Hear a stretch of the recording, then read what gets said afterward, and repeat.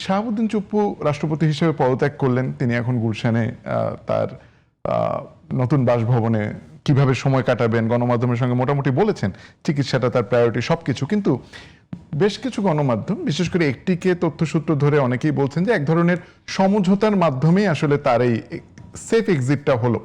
Safe exit বলতে এটি যে তিনি আসলে এক ধরনের দেশের বাইরে যাওয়ার, চিকিৎসা নেওয়ার নিরাপত্তা চেয়েছেন এবং 3টি চুক্তির কথা বলা হয়েছে, যেটি কোট আনকোট যে তার মানে মামলা বা অন্য কোনো কিছু তার পরিবার এবং তিনি সেগুলো থেকে মুক্ত থাকবেন এবং চিকিৎসার ব্যবস্থাটা এবং নির্দ্বিধায় বা বিনা বাধায় তিনি চলাফেরা করতে পারবেন।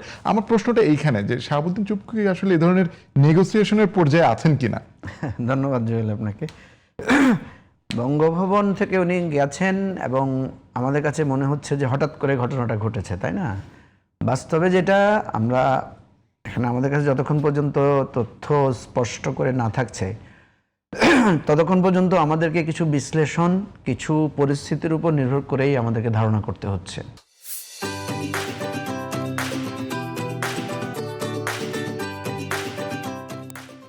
রাষ্ট্রপতি শারীরিক অসুস্থতার কারণে পদত্যাগ করেছেন, এটা সত্য কিনা 1 নম্বর প্রশ্ন। কাগজ যদি দেখি তাহলে এটাই সত্য, আর যদি আমরা প্রাসঙ্গিকতা দেখি তাহলে আমরা ধারণা করতে পারি যে এটা সত্য নয়। কারণ অতীতে বহু রাষ্ট্রপতি অসুস্থ ছিলেন, রাষ্ট্রপতি বিদেশে চিকিৎসায় ছিলেন। আমাদের যে একজন রাষ্ট্রপতি ছিলেন জিল্লুর রহমান, উনি তো অনেকে বলতো যে উনি খুবই সিভিয়ার অসুস্থ অবস্থায় দায়িত্ব পালন করেছেন। তো রাষ্ট্রপতির দায়িত্বটা তো এক ধরনের রুটিন দায়িত্ব, 1 নম্বর। 2 নম্বর হচ্ছে রাষ্ট্রপতি অসুস্থ হলে বা রাষ্ট্রপতি যদি কাজ করতে অক্ষম থাকেন বা ছুটি নেন বা বিদেশ যান, ভারপ্রাপ্ত রাষ্ট্রপতি হিসেবে তো স্পিকার সবসময় দায়িত্ব পালন করেন। এই যে কিছুদিন আগেও যে শাহাবুদ্দিন চুপ্পু সাহেব চিকিৎসার জন্য দেশের বাইরে গিয়েছিলেন, তখনও তো একজন ভারপ্রাপ্ত রাষ্ট্রপতি হিসেবে কেউ না কেউ অ্যাক্টিং কাজ করেছেন। সুতরাং উনি অসুস্থ হয়েছেন বলেই উনি ছুটি নিয়েছেন, বিষয়টা এমন না, পদত্যাগ করেছেন। আচ্ছা, যদি উনি ধরে নিলাম অসুস্থ, এর চাইতে তো সিরিয়াস সিচুয়েশনে উনি ছিলেন। যেমন রাষ্ট্রপতির একটা কথা যখন মানবজমিন পত্রিকায় বেরিয়েছে, এটাকে প্রেক্ষাপটে সারা মানুষ পুরো বঙ্গভবন ঘেরাও করেছে। এবং আপনি জানেন যে তখনকার সময়ের আইন উপদেষ্টা আসিফ নজরুল সাহেব কিন্তু বলেছিলেন যে রাষ্ট্রপতি তার নৈতিক মানে পদে থাকার নৈতিক অবস্থান হারিয়েছেন।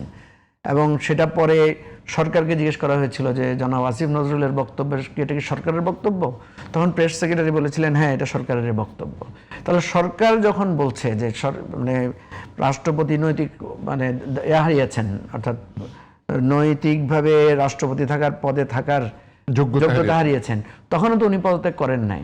যখন খুব টান উত্তেজনা ছিল, যখন সব দল একমত শুধু বিএনপি, তখন তো উনি পদত্যাগ করেন নাই। তাহলে উনি তখনও করেন নাই, অসুস্থতার জন্য উনি বিদেশে গিয়েছেন তখনও করেন না, এখন কেন করলেন? এই প্রশ্নের স্বভাবত জবাব আসতে পারে যে আপনি যে এটা ইঙ্গিত দিয়েছেন যে নিশ্চয়ই পর্দার অন্তরালে বা আপনি কি নাম দিয়েছেন, রাজনীতির অন্তর্মহলে কিছু একটা ঘটেছে। আচ্ছা, এর আগে আপনি দেখবেন যে বিএনপির উপরে একটা আমরা দাবি দিয়েছিলাম সব দল মিলে যে রাষ্ট্রপতিকে অপসারণ করা হোক, ইমপিচ করা হোক বা একমত হোক। তখন কিন্তু বিএনপি দুইটা বাহানা দিয়ে এটাকে সমর্থন করেন নাই। একটা বলেছিলেন যে এই রাষ্ট্রপতিকে তো আপনারা তার অধীনে শপথ নিয়েছেন, যাকে বলা হয়েছে মানে অন্তর্বর্তীকালীন সরকারকে। তারপরে বলল যে রাষ্ট্রপতি যদি এখন চলে যান তাহলে একটা শূন্যতা তৈরি হবে। এই 2টা যুক্তি কিন্তু খুব বেশি গুরুত্বপূর্ণ যুক্তি না। হ্যাঁ, কথা হচ্ছে যে প্রধানমন্ত্রী তো চলে গেছেন, শূন্যতা তো হয় নাই। রাষ্ট্রপতি চলে গেছেন, মারাও যেতে পারেন, মারাও গেলে কি শূন্যতার পূরণ হবে না? রাষ্ট্রের কোনো পদ তো কখনো শূন্য থাকে না, কোনো না কোনো একটা পদ ব্যবস্থা সেখানে হয়।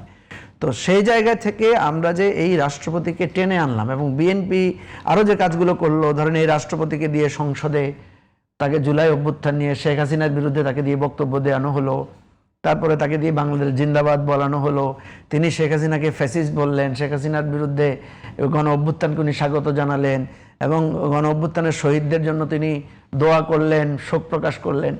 এই যে একটা মেকি জিনিস ওনাকে দিয়ে করানো হলো, আমরা দেখলাম যে বিএনপির নেতারা অনেকে খুশি যে ওনাকে দিয়ে আমরা এগুলো করাতে পেরেছি।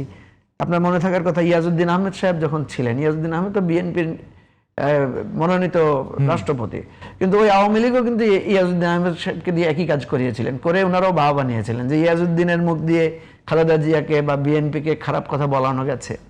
তো এই যে আমরা বলছিলাম যে একটা নিউ পলিটিক্স, সবাই কিন্তু সেই পুরানো ধাঁচটাই, বিএনপিও রাষ্ট্রপতিকে নিয়ে যে কাজটা করেছে এটা একদম ওল্ড ফ্যাশন, অতীতে যারা যেভাবে করেছে সেভাবেই উনি করেছেন, অতীতেও বিভিন্ন জনকে। কিন্তু এই বিএনপি কিন্তু দেখেন ইয়াকে অপসারণ করেছে বা চাপ দিয়ে তাকে প্রত্যাহার করে নিয়েছিল নিজের দলের বদরুদ্দোজা চৌধুরীকে, কোনো একটা সিলি ইস্যুতে হয়তো বা।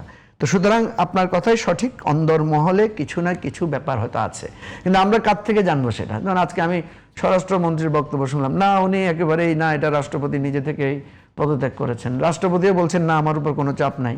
কিন্তু হয়তো এই রাষ্ট্রপতিও যদি কোনো না কোনোভাবে দেশের বাইরে যেতে পারেন তখন দেখা যাবে যে উনি অনেক কথা